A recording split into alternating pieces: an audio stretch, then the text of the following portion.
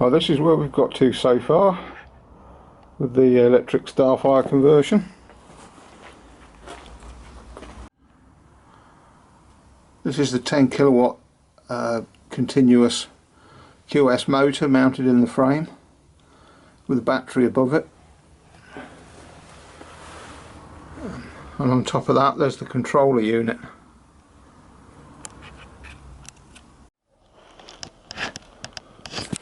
Down there is the 72 to 12 volt converter that powers all the lights, horn, things like that. I've fitted a 300 amp isolator. Perhaps that should be a circuit breaker, but I'm not quite sure what's the best there. I mean, the idea of it cutting out where you're going along isn't too clever, and the system is supposed to be current limited. Above it here is the charging socket, which is a standard kettle inlet, and that takes 80 volts right up to 10 amps.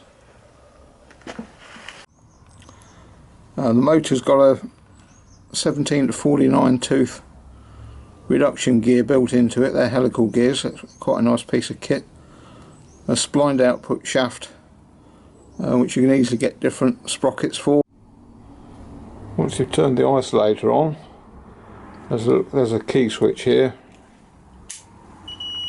which powers it up and sends it into a self-test routine.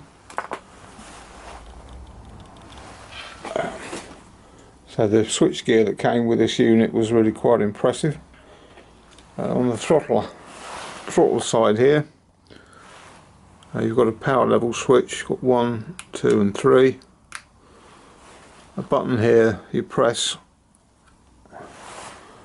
and that enables the motor. You get a little D symbol pops up here. Once that's on,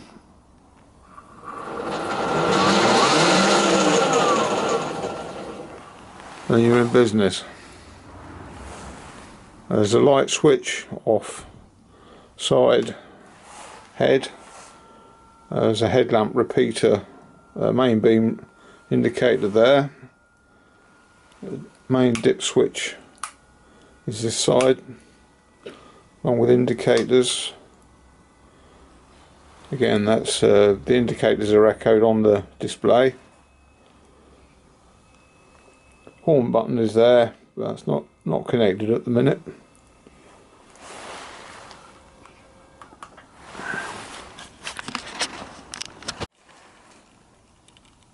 As well as the 3-phase wires coming up from the motor, there's a 3-way Hall effect sensor which provides feedback to the controller unit. This controller unit here is a very sophisticated unit. This is a Bluetooth dongle which was included with the kit I got. It can be optional, and that allows you to plug in an app, and then you can control things like regenerative braking, current at different speeds, all manner of things. It seems to have been set to a reasonable default condition. I'm not going to play with it until I know what I'm doing. So I was able to get a 520 chain and a 520 sprocket to fit the splines on this motor, so that saves me having to buy a new rear sprocket, which is obviously a lot of money.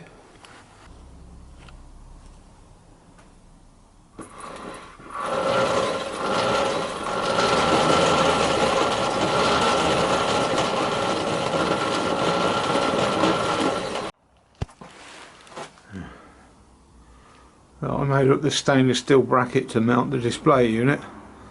One issue does seem to be that it's got a very narrow viewing angle, so I'm going to have to tilt this back a bit more once I actually get the seat on and get the riding position sorted out. I've also added these little sort of I'm not quite sure what shape you call them, indicators. The battery is one of the tricky parts of the build. Obviously the more amp hours you can squeeze in there, the better, the more range you're going to get. I mean, at first I approached it thinking that a smaller battery would give you less weight and faster acceleration, but it actually turns out that the current is limited on smaller batteries, and that can seriously impact your maximum power. This motor is 10 kilowatts continuous, 20 kilowatts sort of in short bursts, and can probably hit 25 kilowatts in very short periods. But of course, obviously at 70 volts that requires a pretty ferocious current. What you'd be looking at, sort of 300-400 amps. I mean, this 50 amp hour battery, I carefully found one and paid extra to have it rated up to 250 amps. But whether it will actually deliver that, I don't know. I mean, typically a 50 amp hour 70 volt battery comes with a tiny little 2mm cable that's really only good for 50-60 amps. This one's got 4 AWG 25mm cables coming out of it, which are probably marginal, truth be known.